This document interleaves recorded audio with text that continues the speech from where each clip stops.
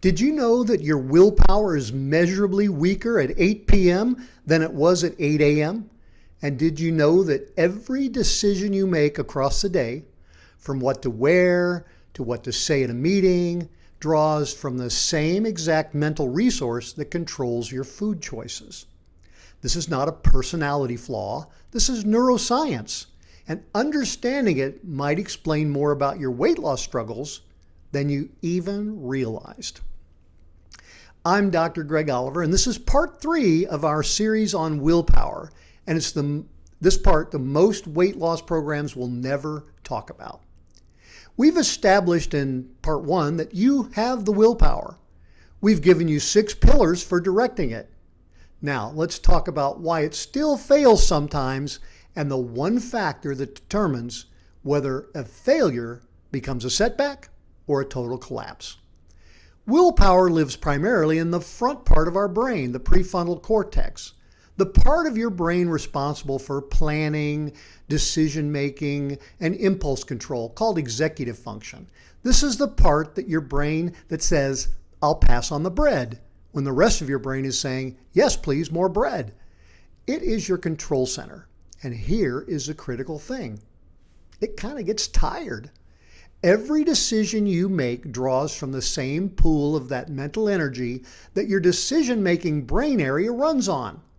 By the time most people get home at the end of a long workday, after hundreds of small decisions, social interactions, mental demands, their executive control is genuinely depleted. Their willpower tank is nearly empty. This is called decision fatigue, and it's one of the primary reasons people make their worst food choices in the evening or nighttime. Here's the good news, and this is actually very good news. Willpower is not fixed. It is trainable, like a muscle. It gets stronger the more you exercise it deliberately. Every time you follow through on a commitment, even a very small commitment, you are literally strengthening the brain's pathways that make the next commitment easier to stick with. This is why I tell every patient, start with something achievable. Keep your commitments. That's building the evidence in your own experience that you are someone who does what they say they're going to do. And then build on that every day. The momentum is real and it compounds day after day. Now, I want to tell you something that surprises almost every patient I've ever worked with. In more than 20 years of supervising medical weight loss, one of the most consistent predictors of long-term failure is not what most people expect. It's not a lack of willpower. It is not a lack of knowledge. It's not even a lack of a good program. It is self-punishment after a slip. When patients make a mistake, they eat something they didn't plan to. They miss a week of their tracking. They go off program during a vacation. The ones who spiral are the ones who turn that mistake inward and attack themselves. I have no willpower. I'll never be able to do this. I knew I was going to fail. I always fail.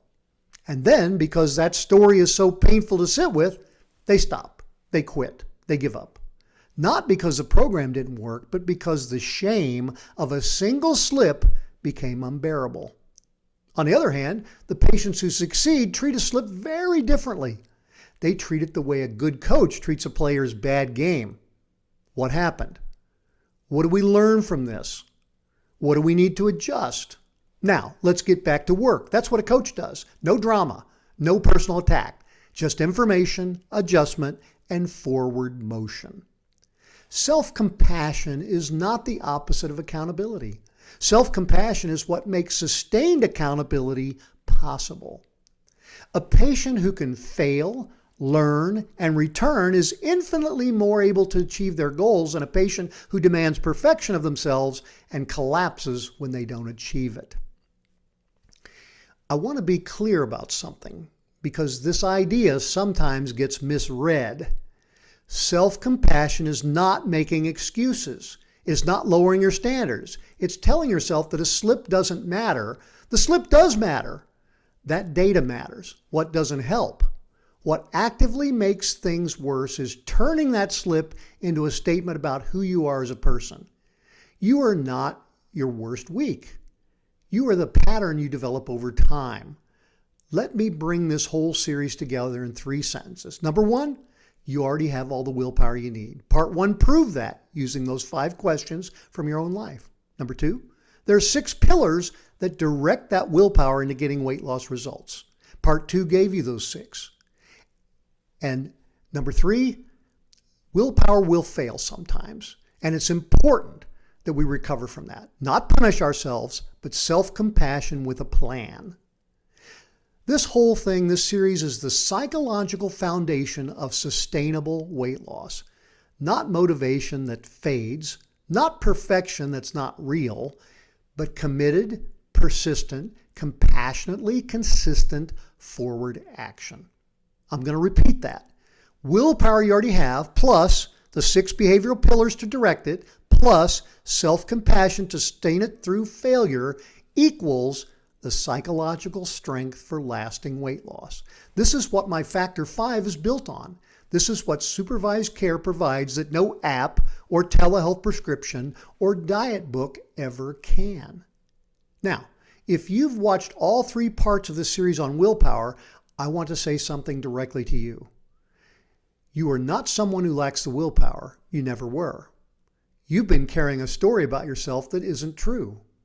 And I hope these 3 videos have given you some evidence to replace it with your brand new story of growth, learning, and unlimited personal power.